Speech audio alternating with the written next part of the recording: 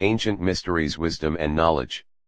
Even a little bit of research into the mysterious text we call the Emerald Tablets will quickly leave you baffled. While the translations reveal ancient secrets once known only by Hermetic magicians, alchemists and other initiates, the origins of this work are not so clear at all. Conflicting information, confusing speculation, and heated opinions surround the Emerald Tablets text. In fact, depending on what you read or who you trust, this body of work is a mere 1,200 years old, or a whopping 38,000. The tablets have been described as rectangular green slabs or plaques with exquisite, bas-relief lettering. A lettering which appears similar to the ancient Phoenician script. And while the many translations over the centuries all source their origin from these carved emerald stones, the original objects are nowhere to be found, at least not to this day. If there is a set of emerald stones carved with alchemical secrets, where might they be? Some say they're buried within a vault somewhere on the Giza Plateau. Others say they're within the equally mysterious, and hidden, Ark of the Covenant. From base metal to gold, the transmutation of consciousness. To explain it in the most basic terms, the text of the Emerald Tablets is a summary of the principles of alchemy.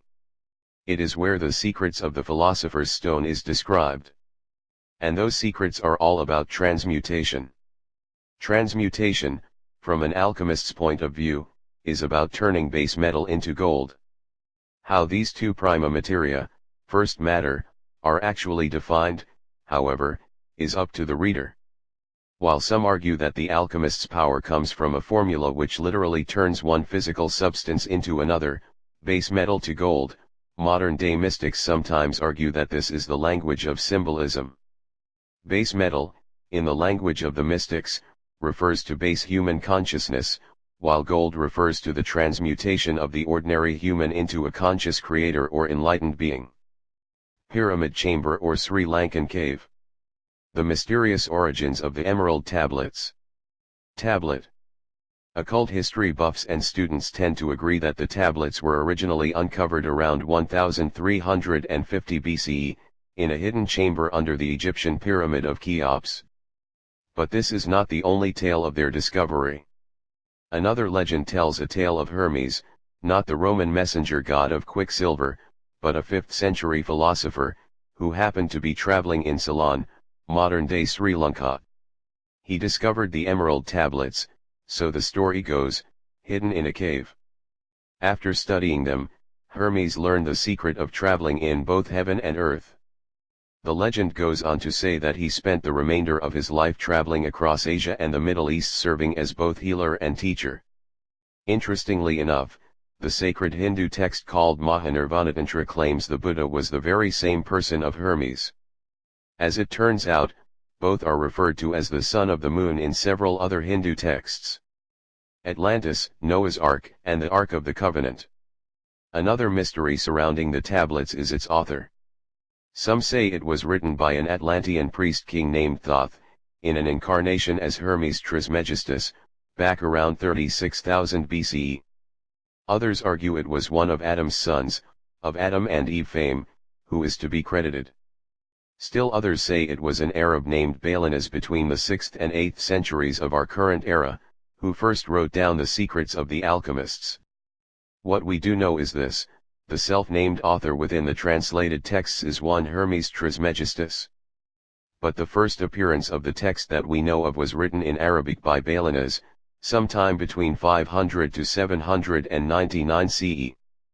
Balanas claims to have uncovered the text within a vault found beneath a statue of Hermes in central Turkey. He also writes that within the vault he found an old man sitting atop a gold throne. This old man held the tablets in his arms. Some Jewish mystics, on the other hand, say that Seth, Adam's son, is the real author. In the Seth origins camp, the Emerald Tablets were later in Noah's hands, who took them aboard his ark. Following those 40 days and nights, Noah supposedly then hid the Emerald Tablets deep within a cave, somewhere near Hebron. Later, so this story goes, they were discovered by Abraham's wife, Sarah. Yet another version of the tablets' origins tells of Hermes, another of Abraham's sons, giving them to Moses' daughter Miriam. Miriam then allegedly placed them in the Ark of the Covenant, where they're said to remain even today. The first time. Thoth. Despite the mystery surrounding the tablets, and the origins of alchemy in general, among alchemists today and those in the past there is almost complete agreement. Alchemy's origins lay in the pre-pharaonic land of Egypt. It was a gift from the gods during the first time, or Zep Tepi. According to this legend, a group of gods or godlike beings arrived in Egypt. These beings shared with the people an advanced technology which enabled them to literally transform matter. It was during this time that Thoth was said to have crafted or brought the emerald tablets to humanity. Exactly when was this first time? More than 12,000 years ago. Sourcebook for Egyptian Mysteries and Western Religions. One of the key truths revealed in the emerald tablets is the notion of as above, so below. If indeed, the origins of this message come from some long-lost tablets, that means all the wisdom of the ancient Egyptians is itself but a copy of something much older.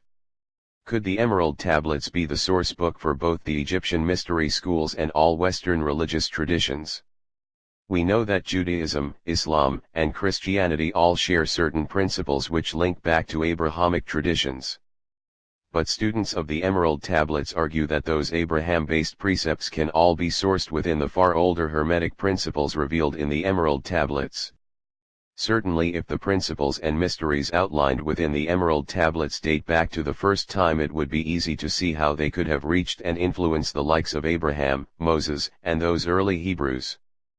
But like the rest of the tablets' mysteries, we can't know for sure if their origins truly date back to such an ancient, pre-flood era. In fact, we can't even be certain there actually is a set of emerald tablets, despite their fame across the centuries. Evidence of actual tablets? However you choose to interpret the texts as they've been translated down through the ages, one thing with far less room for interpretation is the existence of the tablets at all. Despite compelling arguments by sages, alchemists, and mystics, we have yet to find, or re-find, the stones. Were there indeed slabs of emerald carved with formulae for magic by an ancient king of a long-lost world? If so, where did it go? Freemasonry's famous tablet translators. Did translators such as Balinas, Sir Isaac Newton, Aleister Crowley, or Albertus Magnus actually see these tablets? If not, what reason would any of them have to invent a story of its existence at all?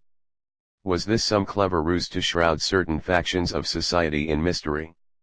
To keep the bulk of humanity from asking too many questions for fear of powerful magicians' reprise?